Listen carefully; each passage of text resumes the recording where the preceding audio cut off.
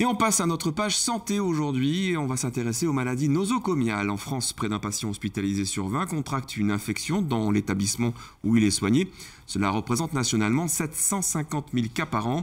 Dans une très grande majorité, on guérit avec une petite cure d'antibiotiques. Cependant, dans 0,5% des cas, cela débouche sur un décès. Alors avant d'en parler avec notre invité, le docteur François Vandenesse du Centre national de référence du staphylocoque doré. C'est une des bactéries souvent impliquées dans ces infections. Nous allons d'abord donc voir dans le détail quels sont les germes responsables de ces maladies et quelles mesures d'hygiène prennent les établissements pour diminuer ce risque. Quelques explications avec les images d'Arnaud Jacques. Dans tous les services hospitaliers, c'est une tâche quotidienne et obligatoire. Le nettoyage minutieux des éléments mobiliers de la chambre du patient avec un désinfectant adapté. Donc nous, on a opté pour le produit prêt à l'emploi. Comme ça, il y a une question de facilité et il n'y a pas d'erreur au niveau de la dilution des produits. C'est toujours un détergent désinfectant et qui est beaucoup plus rapide à l'emploi et plus efficace au niveau de l'entretien. Des procédures d'hygiène drastiques que l'on retrouve également pour les tout petits actes médicaux dits invasifs, comme une prise de sang ou comme ici, la pose d'un cathéter.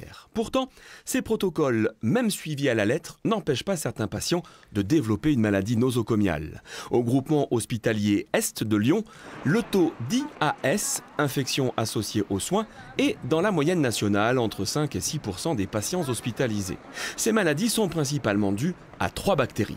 La première sur le podium, c'est l'entérobactérie type Escherichia coli, responsable le plus souvent d'infections urinaires. Puis vient le fameux staphylocoque doré. On lui doit notamment l'infection des zones d'incision chirurgicale. Ou encore le pseudomonas, lui, va principalement provoquer des complications respiratoires. Des bactéries qui se développent certes à l'hôpital, mais qui généralement ne viennent pas de l'hôpital.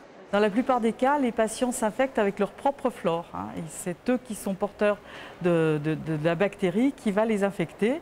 Et cette bactérie qui avait l'habitude d'être sur un certain site change de site.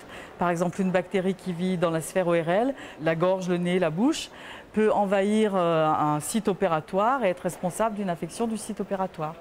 Une fois diagnostiquées, toutes ces infections opportunistes peuvent se soigner par la prise d'antibiotiques. Mais ces maladies peuvent s'avérer plus graves, notamment pour les patients les plus fragiles. Par exemple, des patients en réanimation qui sont immunodéprimés, les patients transplantés, les patients qui ont des chimiothérapies, les patients très âgés ou très petits, comme la néonate, les patients qui ont beaucoup d'actes invasifs et de dispositifs médicaux, type cathéter, intubation, sondage urinaire, etc. Tout ça, ce sont des facteurs de risque. Dans de très rares cas, ces infections peuvent conduire à des septicémies, voire au décès du patient. Néanmoins, d'après les dernières études, le taux de maladie nosocomiale reste stable depuis 10 ans. Et dans l'immense majorité, les cas d'infection ne viennent pas d'un défaut d'hygiène.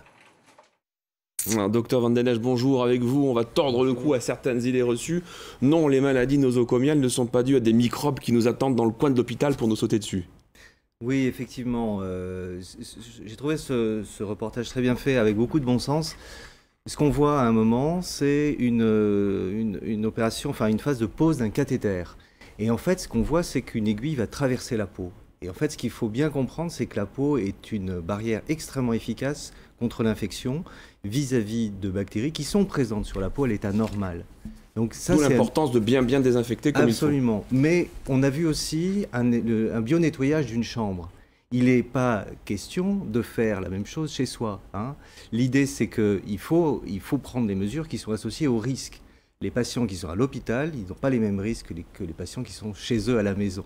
Voilà, donc ça c'est une première notion, c'est que nous vivons avec des bactéries. Nous sommes porteurs des propres germes qui peuvent un jour ou l'autre nous infecter. Absolument, nous sommes porteurs, il y a même un dicton qui dit que c'est les bactéries qui nous hébergent, puisqu'on a plus de bactéries dans notre corps et sur notre peau que l'on ne contient de cellules nous-mêmes. Donc les bactéries, nous vivons avec et elles sont absolument indispensables à l'éducation de notre système immunitaire, par exemple, à lutter contre les maladies cancéreuses. Donc, le rôle des bactéries chez l'homme est absolument essentiel. Il ne faut pas imaginer un monde sans bactéries. Que du coup, certaines bactéries que l'on porte sur soi, qui ne déclenchent pas de maladie, on n'est pas malade, même si on les a, peuvent le devenir, du coup, pathogènes. Voilà, ce très bon exemple de ce cathéter-là qui va traverser la peau, c'est une effraction de ces barrières de défense naturelles.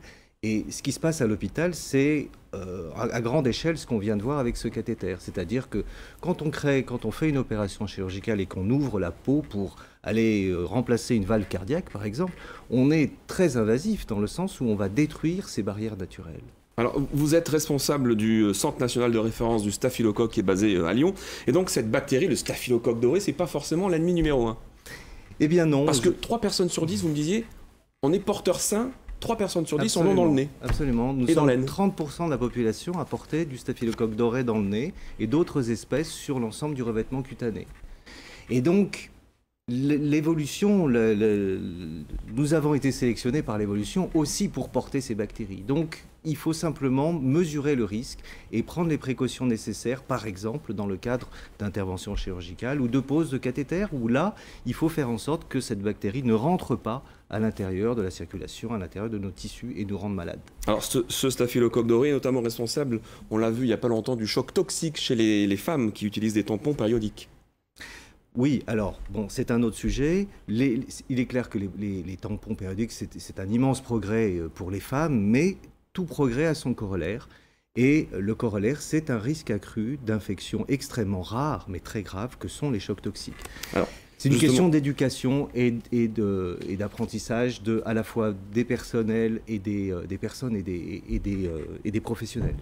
Pour terminer cette interview et pour en savoir plus, je dirais que vous organisez justement demain soir, mercredi soir et jeudi soir, à l'amphi Mérieux de l'École normale supérieure de Lyon, 2 conférences ouvertes au public pour l'informer justement sur ce staphylocoque doré.